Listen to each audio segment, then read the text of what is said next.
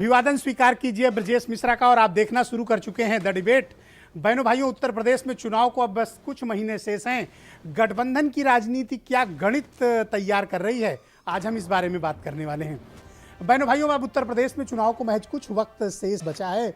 और उत्तर प्रदेश का चुनाव किसी राज्य का चुनाव सिर्फ नहीं होता, ये देश के चुनाव के बराबर का चुनाव है। लिहाजा यहाँ हर पार्टी पूरी दमखम के साथ अपनी ताकत, अपनी क्षमता और अपनी रणनीति के हिसाब से तैयारी भी करती है।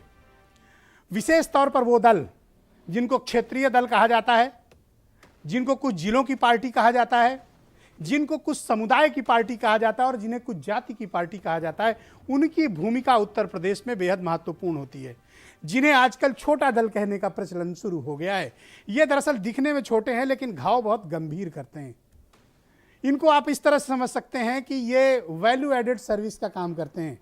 अगर आपके मोबाइल पर आपकी स्पीड डेटा की, अगर आपके पास 1 GB डेटा है तो इनकी वैल्यू एडेड सर्विस लेने पर आप 2 GB हो सकते हैं।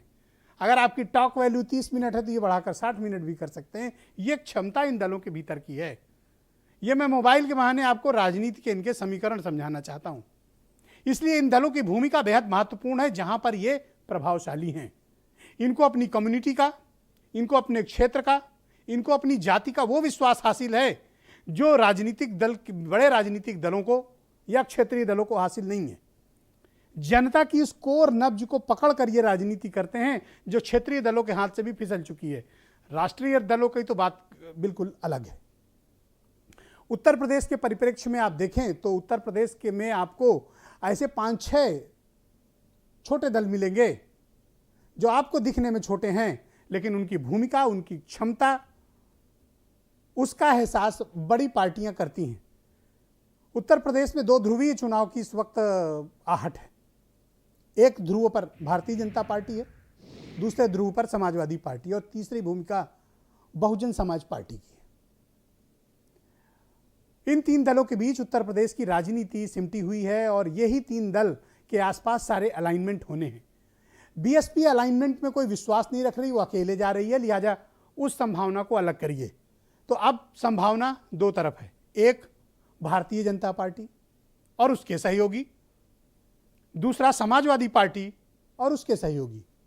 दोनों के पास विकल्प क्या है? इस बार एक तब्दीली आपको चुनाव में देखने को मिल रही है कि बीजेपी के पास उसके अलाइज 1 या 2 बचे हैं।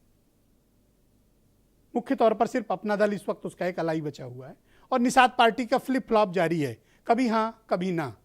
तो फिलहाल उनको अभी हम ना की श्रेणी में भी रखें तो भी अपना दल इंटैक्ट है भारतीय जनता पार्टी के साथ। समाजवादी पार्टी के पास विकल्प ज्यादा इस बार हैं।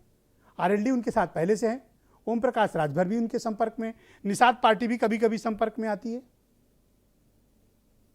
इसके अलावा जन अधिकार दल बाबू सिंह कुशवाहा का, केशव देव मौर्य का दल, महान दल भी उनके साथ है। अब मसला एमआईएम का फंसा है कि उनका क्या होगा। और उससे भी बड़ी बात कि आम आदमी पार्टी ने आश्चर्यजनक तरीके से ऐलान कर दिया है कि वो अकेले चुनाव मैदान में जा रहे हैं। तमाम राजनीतिक पंडित इस बात की अपेक्षा कर रहे थे कि समाजवादी पार्टी के साथ मिलकर आम आदमी पार्टी चुनाव में जाने वाली है, लेकिन कल संजय सिंह ने ऐलान कर दिया कि आम आदमी पार्टी अकेले चुनाव लड़ेगी। क्यों ऐसा हुआ? इसके पीछे कारण क्या है? क्या वाकई में आम आदमी पार्टी बहुत गंभीरता से उत्तर प्रदेश का चुनाव लड़ रही है, या सपा के साथ किन्हीं कारणों से उसका गठबंधन नहीं हो पाया, या फिर गठबंधन के दूसरे विकल्प उसके पास खुले हुए हैं, क्या मायावती के साथ या किसी और के साथ, या फिर वाकई में अकेले? मसले तमाम हैं। तो इसलिए राजनीति बहुत दिलचस्प है। मैं चाहता हूं आज की डिबेट बड़े गौर सुनिएगा। मैंने सारे स्टेक होल्डर्स को कमोबेश आज आमंत्रित किया है। तो 1 by 1 आपके साथ साथ जुड़ेंगे। कुछ बयान सुने आप। उत्तर प्रदेश की सभी सीटों पे 403 विधानसभा सीटों पे आम आदमी पार्टी चुनाव लड़ेगी। और अभी जो पूरे प्रदेश में हम लोग तिरंगा यात्रा आयोजित कर रहे हैं, उसके साथ हम लोग ये संकल्प ले रहे हैं तिरंगे के नीचे खड़े होकर कि हम उत्तर प्रदेश को अशिक्षा से, बेरोजगारी से, भ्रष्टाचार से, बदतर कानून व्यवस्था से मुक्ति दिलाने का काम करेंगे। पार्टी जीतने पे लड़ेगी, जीतने के लिए लड़ेगी। जहां प्रत्याशियों की मजबूत स्थिति होगी वहां पे लड़ेगी। और हम ये मान के चल रहे हैं कि 100 से अधिक सीटें अभी हमारी नज़र में ऐसी हैं जहां जनता दल के कार्यकर्ता सक्रिय होकर के पार्टी का जनाधार बढ़ाने में लगे हैं और वहाँ अपने जनसत्ता दल के प्रत्याशी मजबूत स्थिति में। 403 पर हम प्रभावशाली हैं। 160 सीट हमारे जिम्मे है कि जिताने का मैंने रखा है कि ये 25-30 हज़ार वोट हम आपको दिला दें। 70 सीट पर हमारे कंगारू गए हुए हैं। भारतीय जनता पार्टी ने जिस प्रकार से गांव, गरीब, किसान, नौजवान के साथ काम किया है, हमें पूरा भरोसा है कि भारतीय जनता पार्टी 2022 में 2017 के चुनाव परिणाम को दोहराने जा रही है और एक रिकॉर्ड जीत हासिल करने जा रही है। बहुत सारे राजनीतिक दल केवल चुनाव के आधार पर खड़े होते हैं, ऐसे दल पूरी तरह से जनता द्वारा खारिज किए जाएंगे। तो आज की डिबेट गठबंधन की राजनीति को लेकर बेहद महत्वपूर्ण है और इस पर चर्चा को हम सब बहुत ही गंभीरता से आगे बढ़ाने वाले हैं। शैलेश अटल, भारतीय जनता